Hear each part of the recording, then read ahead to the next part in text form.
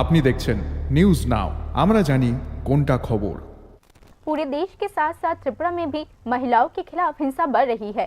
आजादी के इतने सालों बाद भी सरकार महिलाओं की सुरक्षा पक्की करने में नाकाम रही है। दिल्ली, उत्तर प्रदेश, पश्चिम बंगाल, त्रिपुरा जैसे राज्य में महिलाओं के खिलाफ हिंसा के मामले नेशनल न्यूज में आ रहे हैं। International day for the elimination of violence against women के मौके पर डेमोक्रेटिक वुमेन्स एसोसिएशन की त्रिपुरा स्टेट ब्रांच ने यह शिकायत की।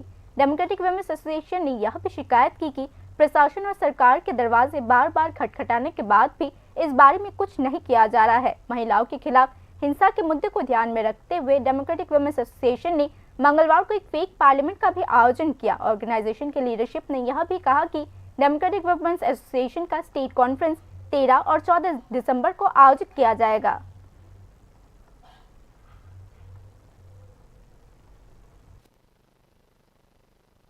যে এটা গোটা ভারতবর্ষে যে সরকারের একটা ব্যর্থতা, বিরাট ব্যর্থতা।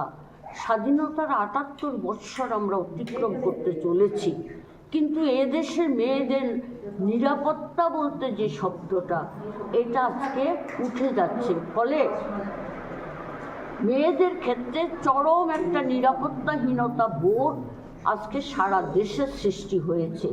আপনারা তাকিয়ে দেখুন দিল্লিতে, তাকিয়ে দেখুন উত্তরপ্রদেশে, তাকিয়ে দেখুন হায়দ্রাবাদে বা বিভিন্ন রাজ্যে। পশ্চিমবাংলার ঘটনা তো প্রতিদিন বেরোচ্ছে, ত্রিপুরার ঘটনা প্রতিদিন বেরোচ্ছে, আসামের ঘটনা, অর্থাৎ গোটা ভারতবর্ষের রাজ্যে রাজ্যে মেয়েদের উপরে যে অমানবিক, নৃশংস, বর্বরোচিত যে সমস্ত ঘটনাগুলো ঘটছে, তার প্রতিবাদে আমাদের সংগঠন সারা ভারত গণতান্ত্রিক নারী সমিতি ত্রিপুরা রাজ্যে আমরা ধারাবাহিকভাবে আন্দোলন করে আসছি।